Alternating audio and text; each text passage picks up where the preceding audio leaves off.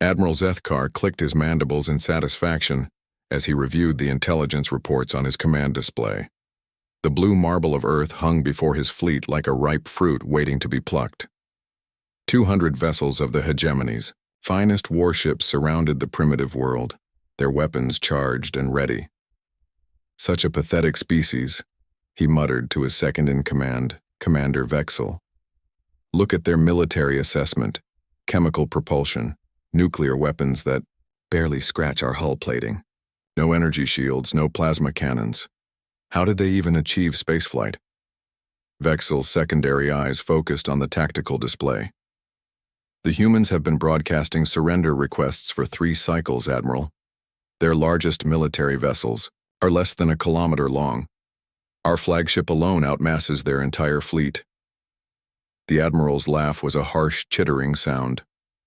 For decades, the hegemony had expanded across the galaxy, absorbing or destroying lesser civilizations. The humans would be no different. Their world held valuable resources, and their biology suggested they might make adequate slave labor if they proved compliant.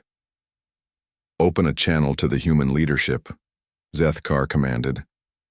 Let's hear their final pleas before we demonstrate the price of existing in hegemony space. The holographic display flickered to life, revealing a middle-aged human female in what appeared to be a military uniform. Her hair was streaked with gray, and her eyes held a weariness that spoke of long years bearing impossible burdens. I am Admiral Sarah Chen, representing the United Earth Defense Force, she said, her voice steady despite the circumstances. I'm requesting one final negotiation before hostilities begin. Zethkar leaned forward in his command throne. Admiral Chen, your species has exactly one choice: complete surrender and integration into the hegemony as a tributary world. You will provide resources, labor, and compliance. In return, we will allow your kind to continue existing. Admiral, Chen's expression didn't change. And if we refuse, then your world burns and your people become extinct. Surely you can see the futility of resistance. Our intelligence shows your most advanced warship carries weapons that couldn't penetrate our transport vessels, let alone our battle cruisers. The human admiral was quiet for a long moment. When she spoke again, there was something different in her voice, a cold steel that made Zethkar's secondary stomachs clench with unexpected unease. Admiral Zethkar, she said, there's something your intelligence reports might have missed. May I show you our newest ship? Before the alien commander could respond, his sensors began screaming warnings. A massive energy signature was materializing. Behind his fleet, something that shouldn't have been possible. Their long-range sensors had detected nothing in that sector. What? Zethkar began, but his words died as space itself seemed to tear open. The ship that emerged defied everything the hegemony knew about human technology. It was massive, easily 5 kilometers long, but that wasn't what made Zethkar's blood run cold. The vessel's hull seemed to drink in starlight, its surface, a matte black that hurt to look at directly. No windows, no visible weapons ports, just a smooth, predatory shape that radiated menace.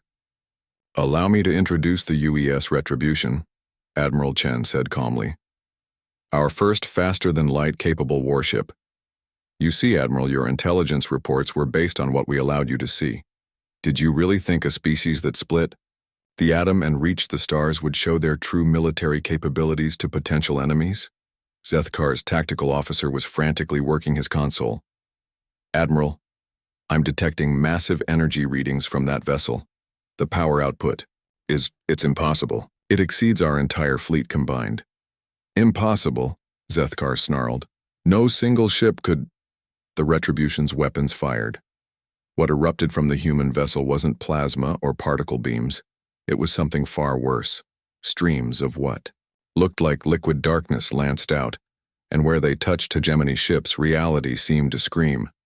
The first cruiser hit simply ceased to exist. Not destroyed, not vaporized, erased, as if it had never been. Antimatter lance weaponry, Admiral Chen explained conversationally as more alien ships vanished into nothingness. We've been working on it for quite some time. Turns out when you're a species that spent centuries perfecting the art of killing each other, you develop some interesting technologies. Panic erupted across the hegemony fleet. Ships broke formation, trying to flee. But the retribution was faster than anything they'd ever seen. It moved through space like a hunting shark, its weapons systematically erasing vessel after vessel. Retreat. Full retreat. Zethkar screamed into his communicator, but half his fleet was already gone. The remaining ships scattered in all directions, abandoning any pretense of military discipline. You see, Admiral, Chen continued as if discussing the weather. Humans have a saying, speak softly and carry a big stick. We've been speaking very softly for a very long time, letting you think we were weak, defenseless. We let you gather your fleet, let you come to us, let you bring your forces into a nice, convenient formation. The retribution had stopped firing. Of the 200 ships that had surrounded Earth, fewer than 30 remained, fleeing into the darkness of space. Zethkar's own flagship had only survived because it was furthest from the initial attack. This is impossible, he whispered, staring at the tactical display. No species develops technology this advanced without what? Without conquering other worlds? Without enslaving alien races? Admiral Chen's voice carried a note of disgust. Admiral, humans spent 10,000 years perfecting warfare against each other. We split atoms. We reached the stars. We learned to manipulate matter at the quantum level, all while fighting endless wars on a single planet. What did you think would happen when we finally turned that expertise outward? The communication ended, leaving Zethkar staring at empty space where moments before a proud hegemony fleet had assembled. His remaining ships were already jumping to FTL, carrying news that would shake the galaxy. As his own vessel prepared to retreat, Zethkar couldn't help but wonder how many other species the hegemony had underestimated, how many worlds held secrets that could end their empire in a single engagement. But mostly, he wondered why the humans had let any of them escape at all. On Earth, Admiral Chen watched the last alien ships disappear into hyperspace. Around her, the command center was silent, the weight of what they'd just done settling over everyone present. Ma'am, her communications officer said quietly, should we pursue?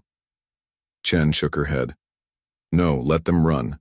Let them tell their friends what they found here. Sometimes the best victory is the one that prevents the next war from starting. She turned to look at Earth through the command center's viewports, this blue marble that had seemed so vulnerable just hours before.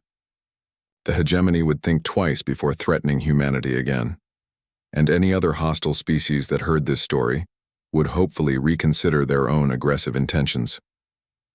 The age of humanity hiding among the stars was over.